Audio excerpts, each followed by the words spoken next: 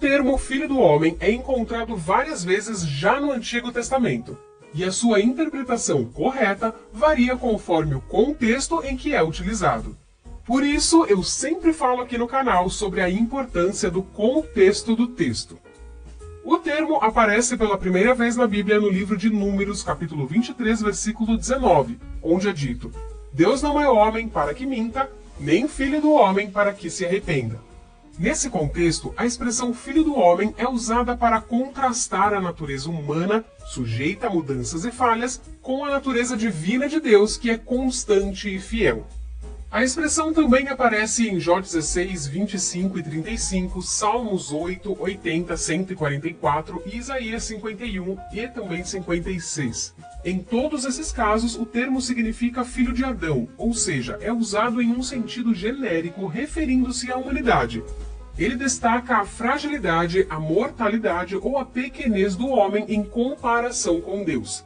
Nessa mesma linha de interpretação, o profeta Ezequiel é frequentemente chamado de Filho do Homem.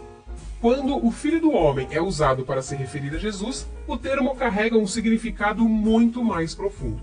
Para compreender seu sentido real, é necessário consultar o livro de Daniel. É nesse livro que se descobre a origem e o significado pleno do título messiânico Filho do Homem atribuído a Jesus. No livro de Daniel, capítulo 7, o profeta relata suas visões noturnas. Ele descreve: Eu estava olhando nas minhas visões da noite, e eis que vinha nas nuvens do céu um como o Filho do Homem, e dirigiu-se ao ancião de dias e o fizeram chegar até ele. Vamos entender melhor essa passagem de Daniel.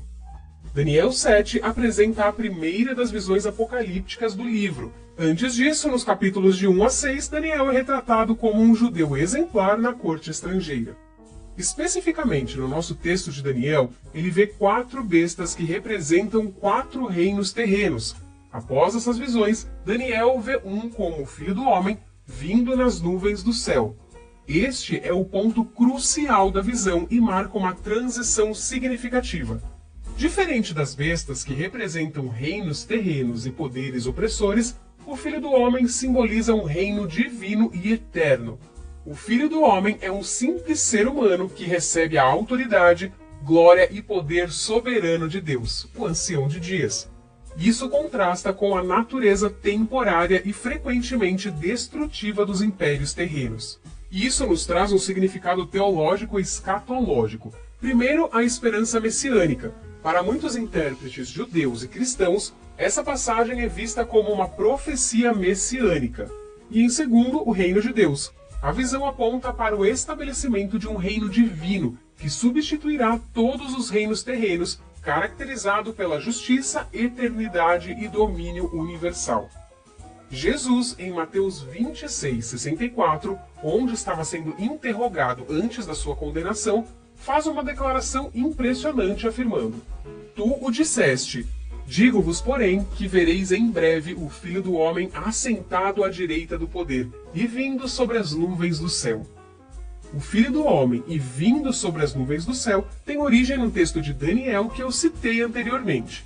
Entre uma expressão e outra, Jesus acrescenta a expressão assentado à destra do poderoso, que é referência ao Salmo 110, 1. O que levou o sacerdote a rasgar suas vestes e a anunciar que Jesus havia blasfemado foi a expressão Filho do Homem, e não a alegação de que ele era alguma espécie de Messias. Afinal, alegar ser o Messias não era um ato digno de pena de morte. Se fosse assim, os judeus jamais poderiam receber o Messias. Em algum momento, o Messias teria que se manifestar. Mas, para a maioria dos líderes judeus, afirmar ser o exaltado celestial Filho do Homem, alguém que é Senhor e está ao lado de Deus no céu, era algo que ultrapassava os limites permitidos aos seres humanos mortais. Assim, o Sinédrio condenou Jesus à morte. Todo esse contexto e similaridade entre essas duas passagens deixa claro que a expressão Filho do Homem refere-se à mesma entidade que em Daniel. Claramente, Jesus usa o título Filho do Homem de maneira diferente das demais passagens usadas para designar um homem comum, e sim como uma peça central na escatologia judaica e cristã, oferecendo uma visão de esperança e redenção em meio a períodos de opressão e incerteza. Essa visão do Filho do Homem serve como uma promessa de que o poder divino finalmente prevalecerá sobre as forças terrenas. Daniel prossegue em seu relato afirmando que foi concedido ao Filho do Homem domínio e glória e o reino. Todos os povos, nações e línguas o servirão. Seu domínio é um domínio eterno, que não passará, e o seu reino nunca será destruído. Apenas uma figura se encaixa precisamente nessa descrição: Jesus Cristo, o Filho do Homem. Este entendimento foi claramente captado por Estevão durante o seu martírio, quando declarou: "Vejo os céus abertos e o Filho do Homem em pé à direita de Deus." Jesus usou esse título para se referir a si mesmo nos evangelhos em um contexto de ocupação romana na Judéia. Este uso ocorre em um período da expectativa messiânica entre os judeus, onde eles aguardavam um libertador da opressão romana. O termo Filho do Homem é usado mais de 80 vezes no Novo Testamento. Cada vez que Jesus usa essa frase, ele quer dizer algo diferente, e isso precisa ser entendido cada vez que aparece. Vejamos alguns de seus significados. Primeiro, a humanidade e humildade. Jesus, vivendo como judeu na Galileia e na Judéia, enfatiza sua identificação com a humanidade. 2. Sofrimento e redenção.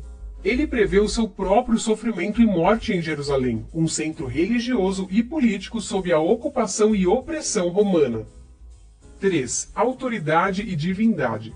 Jesus desafia as noções contemporâneas de autoridade e messianismo, especialmente em confrontos com líderes religiosos em Jerusalém.